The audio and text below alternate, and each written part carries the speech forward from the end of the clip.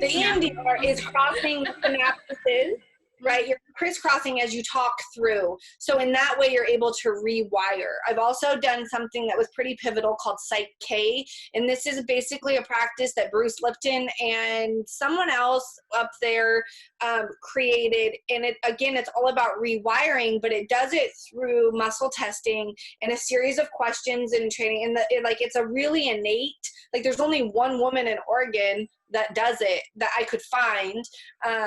And both of those together absolutely are why I am able to sit here in front of you and do this now, because I got to the core issues, the core beliefs, the core ideas of why I couldn't come forward and speak what I wanted to come through, why I couldn't articulate what I needed to say, because my mind would fluster it up and cluster it up because of thoughts and ideas and all those things. And now I'm able, through this processing time, and it's not instant, like you percolate, and then you come out the other side, and it's like this constant caterpillar, chrysalis, butterfly, caterpillar, chrysalis, butterfly. Am I doing those in? Yeah. Are those in order? Wherever it comes from, you know? So that would be on a mind body. So here we have, right? We have my understanding, or how I understand it for myself, is this trifecta of healing, right? This significant, here's the password. This significant, you have a mind, body, soul connection, right? So mind and body, EMDR, has been phenomenal in that. And it's not even the whole thing. Like she also taught me methods of doing it to myself, and that's what I use in my own practice. And like her being an EMDR practitioner is something she went to school for. Like you have to be trained, and you have to be a therapist in order to do what she does.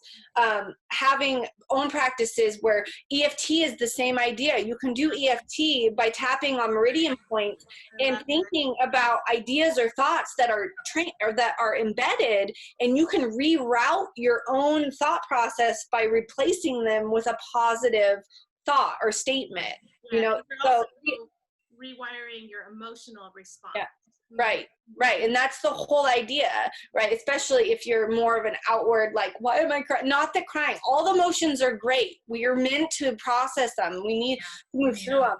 But if we remain stuck in them, if they're constant, if they take over our lives, then there's someone out there who can help move you through that. Or there's information and awareness and tools that you can help move yourself through that. So then you can get to a more concentrated, centered space. So we have the mind, body, most influential in my own healing and knowings. Third piece is soul. I recently had a soul retrieval, and I would say it was by far in conjunction with the EMDR and having that support from Gina. So I have professional support and I have spiritual support, because again, are we divine beings? Yes, absolutely. But we're human. I really wanted to say a word with passion there. We are human. I actually felt the energy of it. It is safe to find people who both support us for our humanness and support us on a soul level. And I believe that they are both critically important, because if you're too much soul or you're too much human, you end up again in that space of it's not sustainable. Something's gonna give, because we chose to come in balanced. It's not balanced, and we chose to come into this life to live through these human bodies, but we have to nurture and take care of these human bodies the way they need. And sometimes our brain is human, part of our humanness. Our blood is part of our humanness, our skin, just all of it. But when we can support all of it as a whole, then we come back together, right? And we're running and we're operating like that. I mean, I don't want to compare to a machine, but it's the flow of life. It's the tree that grows from the ground. It is spirit. It is from a seed, but you're not going to run through it. It is ultimately. And two, there's this comparison of, recently I had a conversation and it came up because the word healing didn't, it was mentioned that not like the word healing, but the more I thought about it, I thought, when I take an axe to a tree and I bust off a chunk of bark, or I break it open, I don't grab that piece of bark, grab some nails and hammer it and like fix that patch. The tree itself heals itself. And it trusts itself to heal itself, assuming that it's not a debilitating blow from an axe. So if we can get back to healing ourselves whole again, right? And so then coming into this soul piece, I had a soul retrieval where it became very imperative to me that we can have a soul piece that's missing from a certain timeline from our human life, right? And for me, I was very aware. I wasn't aware of it at first. I went through the process. I'll talk about the process itself real quick. It was being someone who experiences all kinds of transformational modalities and has experiences with individual healers to their, on their own level. This was the most transformative experience in the moment and most feeling. I could literally feel my soul come into my body through every layer of energy, from the outside, through my skin, into my soul. I felt her come in.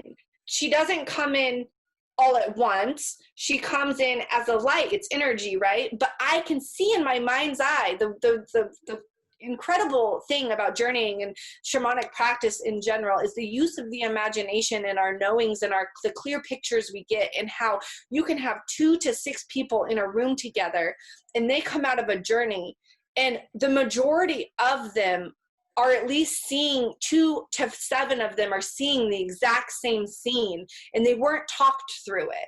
So I can see her as we share at the end. I can see her. I can see these power animals that showed up for me. Because again, our souls were also once sacred beings. I believe, we've lived many lives. I can assume in this platform, there's a good amount of individuals who will watch, who believe that we have came here and lived many lives, both together, individually. So in those lives, we pick up traits. It's part of our DNA. It's part of this soul suit, is this sacredness, right, in this journey. And is shamanism for everyone? No, but I was called to it. And it's the last place I would have ever imagined being called to. As soon as 4 months ago, I wouldn't have, it's too much. Am I curious about it? For sure. Would I try? Yeah, because that's what I'm here. How can I talk about it? How can I genuinely, authentically say it's not for me unless I've tried it? Or if I felt into it and it doesn't feel right, that's not necessarily saying that I'll just jump into anything. Energetically, if it is not vibrationally matching or something is off, and I can regulate it myself with my own knowing, okay, is this a trigger? Do I really need this? It doesn't go back to that ghosting aspect of me avoiding something. If it's for me, I'm going to try it. And what is a soul retrieval?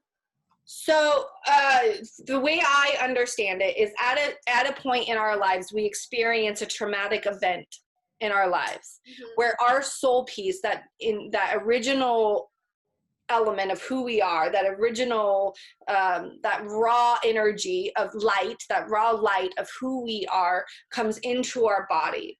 And with that comes all of these characteristics of the person we are meant to be in this body, because we were there before we came in. But we would forget all of this. As humans, it's part of our process. We're not, most of us we forget where we come from. We forget who we are. And so depending on what culture or what society or what religion we're brought into to be then basically carved around, we lose sight of different pieces of ourself. Traumatic events specifically can create a space where that soul is so wounded that it no longer in any way can live within the body, because it's not safe to be fully who she is. And I'm going to say she because I'm a woman. My soul self is feminine. I identify with that. She can't be who she is. So she retreats. Right? And in the process, I had this done before I could fully navigate it, and break it down. And because again, we go back to, I am a very analytical person. I don't just want to experience things. I want to understand them. And so this part of my soul is basically up on a cliff. It's a very vivid image that I'm getting, that the practitioner is sharing. I'm being supported by 2 practitioners, which is unheard of. They also have other elements and tools that they use within their shamanic work to support you fully. So there's crystals involved in supporting this space. There's Reiki involved in supporting the space. And then you have this journey, and you're basically journeying back to yourself. And you, as your human, we have free will. We don't have to accept back any part of ourselves. We don't have to do anything, right? We can choose to be sad, to be lower vibration, to be, Eeyore. It's a choice. I personally choose to be as whole and healed as I find myself, needing to be or wanting to be. So I see this soul self. I want this soul part back in me. I have no idea who she is or what part of her she is of me, but I want her back. I want to be whole. If there's one knowing I have for me, it is wholeness, because it feels, it's my knowing, it's a whisper, something's off. Something's not fully in alignment. And I can't do what is fully. I can do it, but I can do it better. I can do it with more oomph and more love and more fire if I am fully embodied in myself, if my light is fully within me. So there's this soul piece. I say yes. My physical, my human self, the one that's in front of you, says, yes, I want you back. She's like, I don't want to get off this cliff. I don't know. It's not, because she needs to jump. She needs to jump. She needs to trust, and she doesn't want to. So in the process of this, and everyone's experience is different, I happen to receive, because power animals are a powerful presence, both in Native American history, but also shamanic in all different kinds of cultures, because there's lots of different forms of shamanic practices depending on what area of the world you live in. So I have this power animal that shows up. It goes up this cliffside, and it goes up this cliffside, and she jumps on it and hangs on for the life of her. She wouldn't jump, but she absolutely did not want to be there anymore, and she absolutely wanted to come back to me. So it's patience, it's love, and it's the professional that's guiding you in doing this the safe way. You can't drag a part of you back into yourself and expect everything to be okay. It's not always going to be that way. Again, I'm just sharing my experience. For me, having this soul piece back within me and processing, it wasn't just the spiritual aspect of it I had to process. It wasn't just, I'm going to put her back in and everything's good and golden and I'm just happy and I'm here and I'm on fire and this is my light. No, she processes in, and slowly I realize, one, I'm articulating like incredibly well. One, my heart is like beating super fast, and coming from someone, I use this as an example. Previous to this, I've spent most of my life trying to find something to supplement that need for my body to keep up with my mind on a level of adrenaline. Whether, back in the day when it was really bad for me stuff, I was, my dad gave me my first hydroxycut, Metabolife. It had ephedrine in it. I was 10 years old, right? Oh my gosh. Yeah, 10 years old. I literally fought adrenaline type drugs and supplements and beverages for almost 2 decades, trying to fill a need because that made me feel like, for the first time, my body felt the way my mind felt, and I could keep up with myself all the way around. There's nothing wrong with me. I'm superhuman, and I'm just going to go, and that's what speed to me. Now I have this soul piece, right? Because there's an integration period. So she's been on this cliffside for 30 years, right? Because I find this out late. I process, okay, what is going on? What is happening? I love how I feel. I don't have to drink coffee. I don't have to take medicine. I don't have to take a supplement to get this feel. My heart is going. I feel alive. I feel on fire. But it's not, okay, there's some too much fire, too much pitta, too much, it's a little bit, is it too much? But is it too much? Wait a minute. Am I too much now? Okay. So then the mind comes back into play here, right? So here I am. I put this soul piece back in. Why did she leave in the first place? Who's asking those questions? Why did she leave? What was wrong? So give it a week or 2 weeks. I get triggered. I'm passionate about triggers. I'm grateful for my triggers now. 2 weeks ago, no, I wasn't. I needed like help. I need to figure out what was going on. Why is this person attacking me? Why am I so upset that that I feel like this person's attacking me and they're not attacking me? A trigger says nothing about the person that it's coming from. The trigger is what is being projected from you as a person. And luckily I have this awareness. So then I go inside, and when I can't process it myself, this is post soul retrieval, mind you, I go find my person on the mind body portion and my support system. And I say, hey, can you help me work through this? Can you help me understand? So here I am, I have this soul piece that's now living within me. And instantly when I'm triggered, when I got quiet and tried to process what it was or why that was coming through, why that was happening, I see it. I know exactly. And this goes back to what Rachel said about remembering memory, like not remembering. I don't remember anything before 8 years old. I have no memory, conscious memory, like I have of my son and daughter playing last week, or it's just not there. But when I go into that safe healing space of, for instance, therapy, I can pull what I believe to be memories, but it's really just an awareness of what happened. I saw clearly, I don't remember this happening, but I saw clearly my grandmother, who I adored and was loved more than any other human in the entire world, because she was safe, because she loved and accepted me as I was. And by 5 years old, I already knew it wasn't safe to be fully who I am. I was already being conditioned by the outside world. But at that time, that grandmother piece accepted me for who I was, still at 5. But she says, shh, you're too much. You're too loud.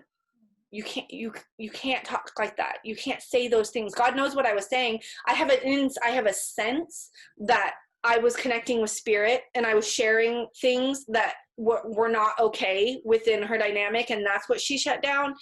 And so there's this bottled up part of this soul piece, right? It's bringing up it's fear. It's deep, deep sadness, right? For not just being able to be who I am. It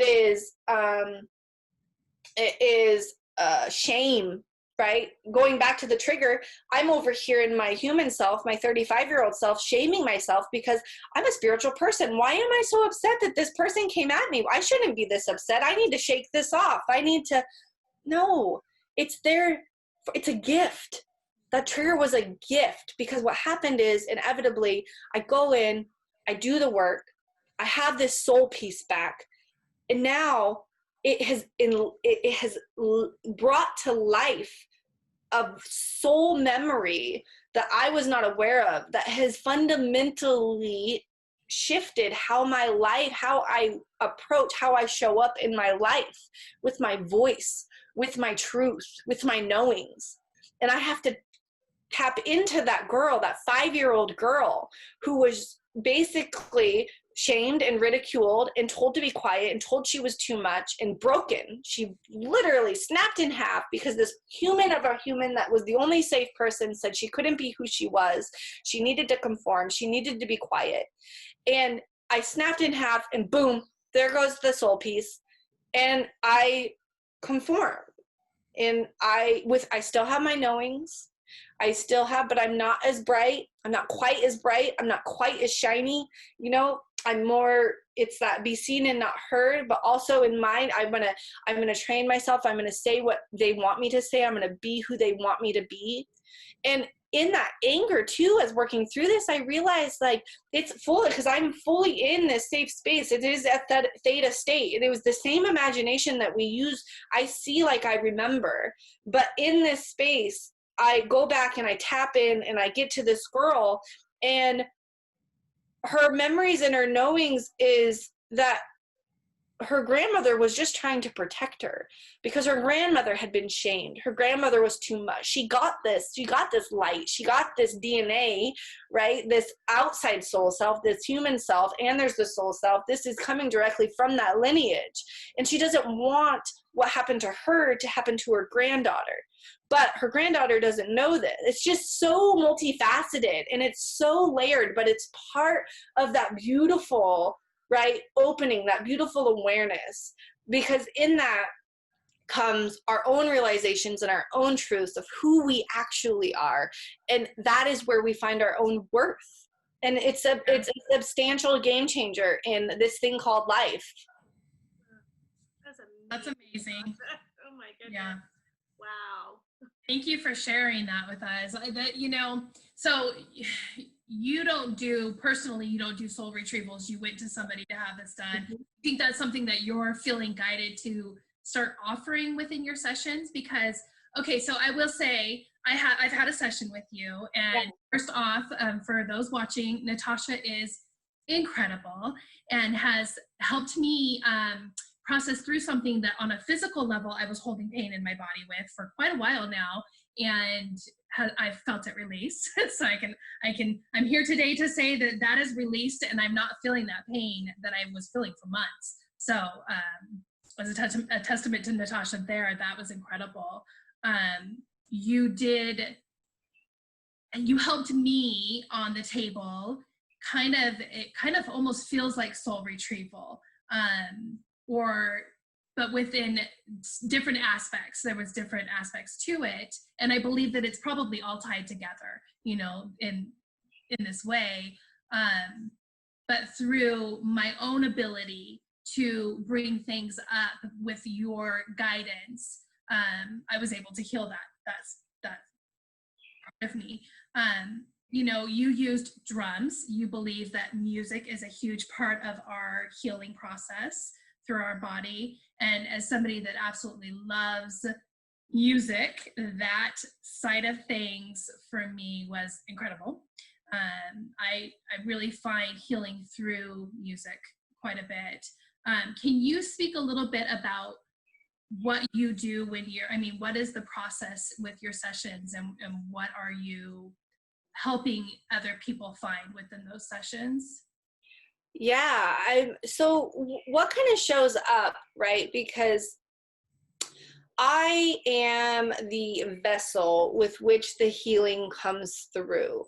So part of the reason I'm able to do what I do is because I allow what needs to come through, and I no longer judge it. I no longer second guess it. I flow with it, and nearly every single time, actually I will say every single time, because sometimes it's going to trigger someone, but that trigger, like we just talked about, was meant to happen in order to spark something or go deeper. So going back to the question, so I do use music. I use it intuitively. I am intuitively guided and create playlists. I use modern day music. I use music from all different genres and different cultures. It's whatever it comes through. It's whatever spirit wants it to be. And I'll say spirit because, it's invisible and it's knowing. And maybe it's my own soul self knowing. I'm not sure. I haven't really I don't need to know that right now. I just know that it comes through and it's spot on every time.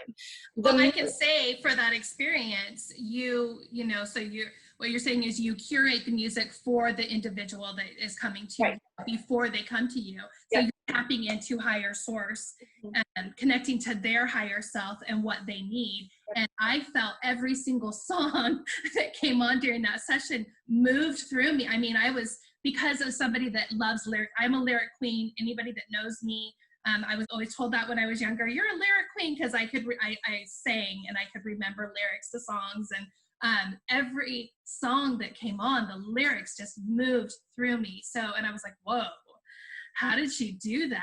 And I knew how you did it, but it was just incredible to experience. And that's very unique to what you offer, the music side of things. Well, and I want to speak to the fact I was the opposite. I never heard the words. I could not tell you unless it's like, I'm a bitch, or Joan Osborne, what if God was one of us, and I am not, I don't want to say that. Maybe someday I'll start singing. I don't know. But here's the thing is I never listened to the words. I always listened to the way the music made me feel. And luckily my dad was, and I'll say this is one of the more positive traits about growing up with a dad like I did, is that he transitioned through music rapidly and frequently. We would go from country to AC/DC to REM to Meredith Brooks to the Eagles to, and my mom was very country. I listened to everything probably but jazz and classical growing up. And I was drawn vibrationally to music. But then later I realized that those words were really important because that's what I was replaying, and words on repeat create. So if I was putting these like really sad and I mean, like Dashboard Confessional when I was in high school, no wonder I was suicidal. I mean, for real, it was depressing, you know? Yeah, And words are powerful. Words are extremely powerful. Words are powerful. But what I find in my practice is that when I'm creating a playlist, a few different things are happening. One is the vibration of the music, right? I believe there are more professionals that understand music and tone. Chaz Crow in Vancouver, it does amazing things with music. I've done some sessions with him where you're literally vibrating like a pillow. Like, I feel like I maybe should get one of his pillows for my practice, because if your body's feeling that vibration, but we have memories, right, stored in our mind, and music is a reminder of these memories within our body. Sometimes when traumatic things were happening in our life, there was a song that we played on repeat that made us feel better. Sometimes while that trauma was happening, there was a song in the background, and that's what we remember the song. And every time we hear the song, we remember that event, right? And so our bodies remember, they store the information. I believe what happens is I create these playlists, and it brings you in. Sometimes it brings you in gently, and sometimes it gets straight to it. I've had people come in and they're literally sobbing from the first song to the very last song. And this is how I knew, right? Because it will take more sessions with more individuals to fully understand, because that's there's a logic that I'm creating behind it. Although it is spirit, I believe it can simply be math. And it's not that I want to put it on an Excel sheet, but I believe there's a science to it if it were watched and recorded, of how the different music creates different spaces for different healing to happen specific to the individuals. I have Reiki, I'm a Reiki Master. It's a tool that I use, but I have a power, a light that comes through my hands that I was born with. I've had people before I was even aware that have told, you have healing hands. Like, you have healing hands. I've been doing this since I was a child. I believe this is part of the lineage that was passed down to me, but also part of what I came here to do. There's a flow that I am able to emit. Reiki has amplified that and gained my own awareness and worthiness to myself to share that is a huge aspect of it. But in that, so is my clairaudient, my clairvoyance, my clairsentient, all of the different things that come through, and the guides that work with me, and the angels that show up that are actually doing the work as well, while I hold space in the container.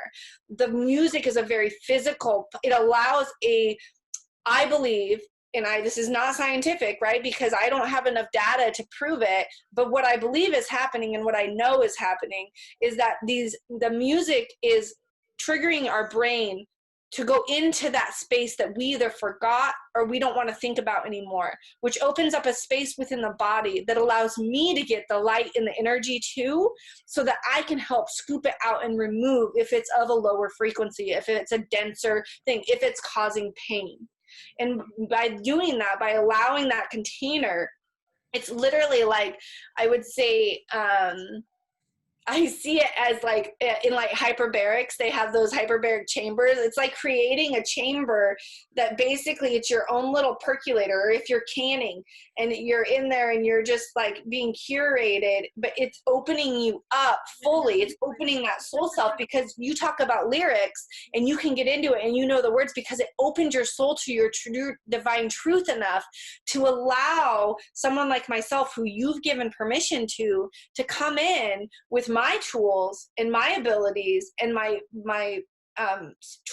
spirit team and do the work you're asking me to do, which is help remove, transmute, process anything that no longer serves you or anything that no longer belongs in your body. Love it. Amazing. That's amazing. Go ahead. Natasha, for those that are just starting on their spiritual journey, so going back to yourself 10 years ago, what message could you give yourself? What advice would you give yourself? Oh, Big one. yeah, that is.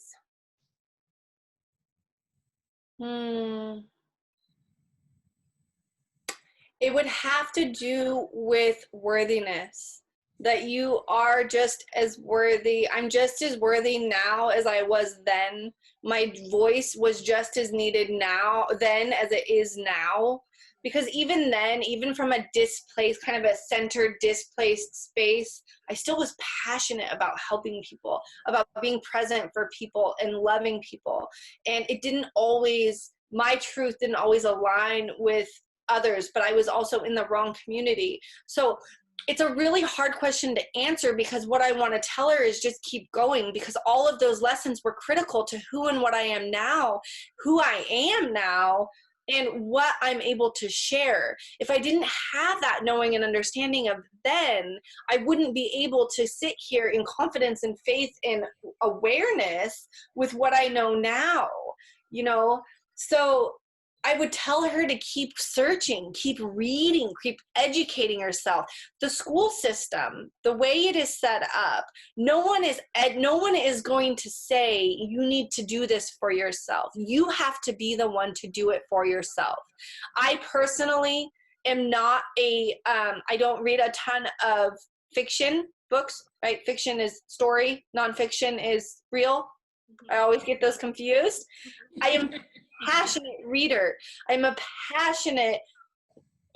love information, but also there was a point where I can read all the information I want, but if I'm not actually taking action on any of the stuff that I'm being told or guided, or like those seeds that are being dropped to do, then it inevitably but then again, it is for something.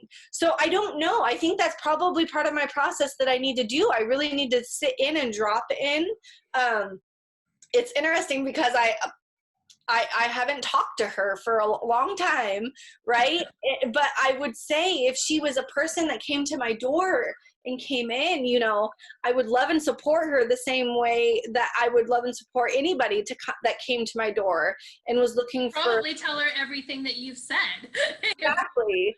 Exactly. I am here to, and I don't identify with the term, and I'm not sure why, and I feel like I should dig into this more, but the term coach doesn't really resonate with me. It doesn't feel, I prefer guide, but there is a talk aspect of what I do that allows me to hold space for someone, allow them to speak what they need to, and I can then articulate and support whatever comes through me. It's a message. They're divine messages. This is the divinity of what we are connected to, utilizing the knowledge and tools that I have been put in my path. All those books were for something, because they're in me in some space to come out when they need to come out. I might not necessarily be able to reference the author or who said the line, but we could Google it later. That's easy. That's what the internet's for, but there is this element of support that I can offer to say, keep going, keep searching, but first don't search on the outside. I would say, that's what I would tell her. I'd tell her to get in here. I'd tell her to get out of her head, because she was always in her head constantly. What if, what now, who's next, what's next, what book, let's go to this class, let's go do this. It was definitely, I would tell her to get into her heart, but trust the voice that came, because I never trusted the voice that came before. I would do it, but if I were to get into my heart, I wouldn't have trust. So I would teach her to trust that voice of her own knowing, and it sounds just like her, which is why it was so hard to listen to, because she didn't like to listen to her own voice. But it doesn't sound like anything outside of herself. Jesus isn't going to show up in the corner of your house and say, I'm here, you are saved. It's going to be okay if he shows up in your mind's eye and he looks you in the eye and he tells you, I am you and you are me. You have everything that you have all the tools that I had. It's going to be different than what you think it's going to be. That's what I would tell her. So trust her own knowing. Trust her own knowings. Yeah. Love it.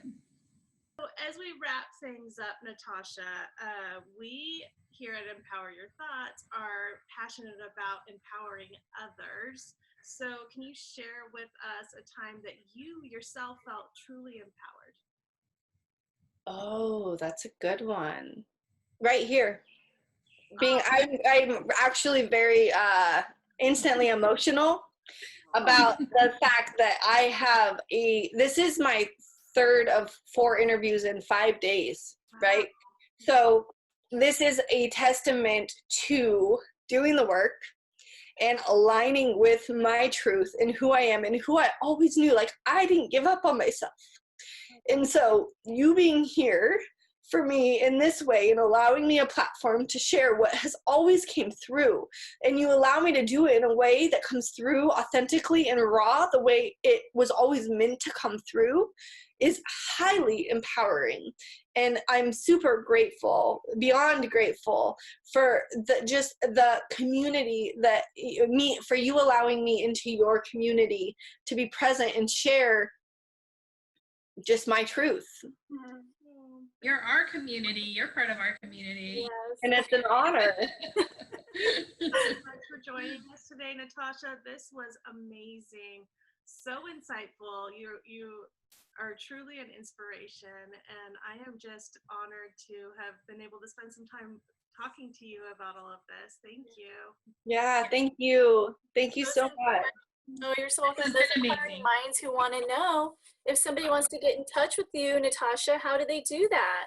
Yeah, I do just a appointment only, and like if anyone is feeling the need to have a session or connect with me right now, probably the best way that I can process that would just be using Facebook. I'm still working on some platforms and coming forward with some branding and ideas, and I'm just starting where I am. And that's a big message to anyone out there who knows that they know they have something to offer. Just start with where you are. And right now, despite the presence of this very formal interview and this very formal platform, Facebook Messenger would work great. And then I can call you, let me know your name and number and what you're looking for, and then maybe we can connect.